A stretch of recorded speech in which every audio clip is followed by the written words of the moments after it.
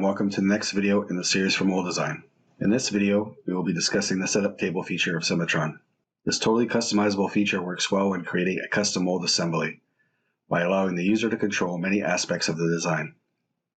By using a single table format, the user is able to control as many parameters of the mold base creation and component sizing using a variety of methods. We're going to start off with our parting surface part where we left off in the last video, with our core locks added and our parting surface part. We see we have our split part and corner locks in position. I'll now show that core half. You can see the core block and the plates. We can see the corner locks are sized to the block already. This is due in part to the setup table. I will now open the setup table.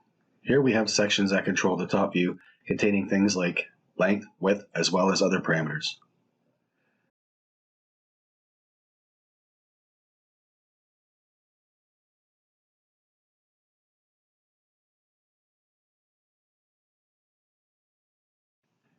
We also have the corner locks in their own section. This was brought in as part of the component to automatically populate the setup table. Here we can control things like the height, as well as the length, width, and angle of our corner locks.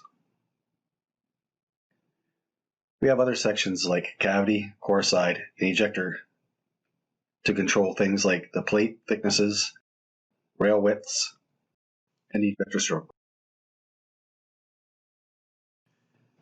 We can also control our core and cavity overlap to ensure we have enough material to machine. Along with these major assemblies, we can create components and other sub-assemblies to work with the setup table.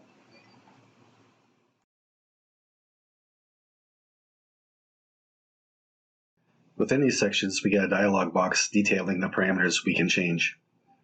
For example, the top view, we can change the length and the width, as well as some plate overhang parameters.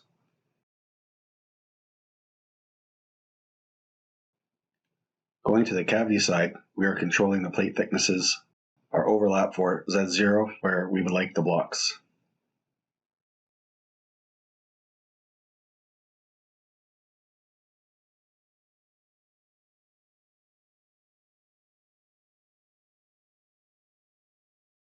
I will now go to the top view again and click on the length to see it's driven by a formula. This is containing parameters from the part bounding box and delta values.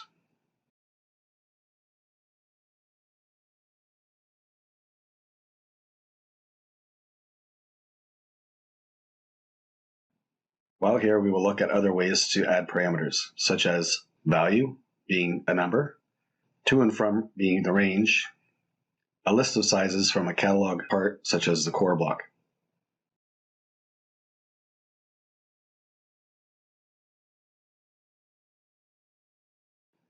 We will stay with the formula.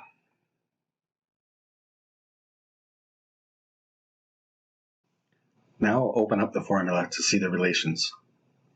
These contain parameters that we're getting from the mold layout tab.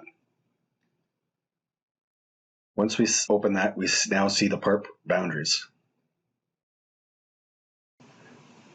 These boundaries are set whenever the work part is introduced into the mold assembly. Even if multiple work parts are brought in, the system will give one boundary for all of them. We see the bounding data area has been filled in and cannot be edited. We can, however, change the delta values. These control the amount of steel we'd like to see around, above, and below the part. I'll accept some changes I've made and we can see the mold base change. This is possible by the way the blocks and plates have been created and the dimensions are driven by the values in this table, including the corner locks.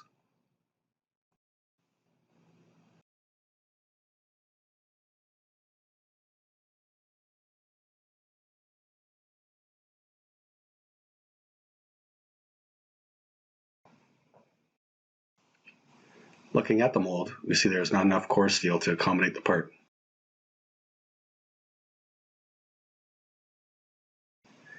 Inside the table, there's a parameter to adjust the placement of the core block. I've called it core overlap. By changing the Z height here, I can adjust the placement of my core block and have the rest of the assembly follow. Having this control through the setup table enables you to move multiple components in a single operation and not have to worry about the placement of many items.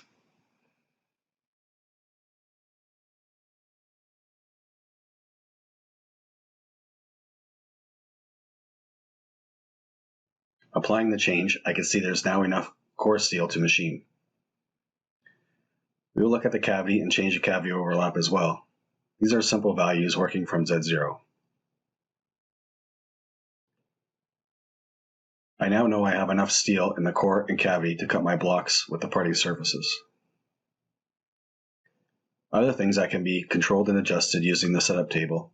For example, I can change the width and height of rails, thicknesses of the plates, and length of screws.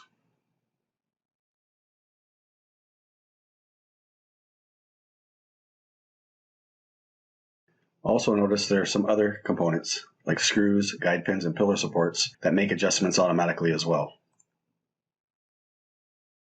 By using this approach, we can cut design time down dramatically. This concludes the setup table portion of the mold design tools available from Cimatron. Hope you found this informative. Please look for the next video in the mold design series, Cut Active.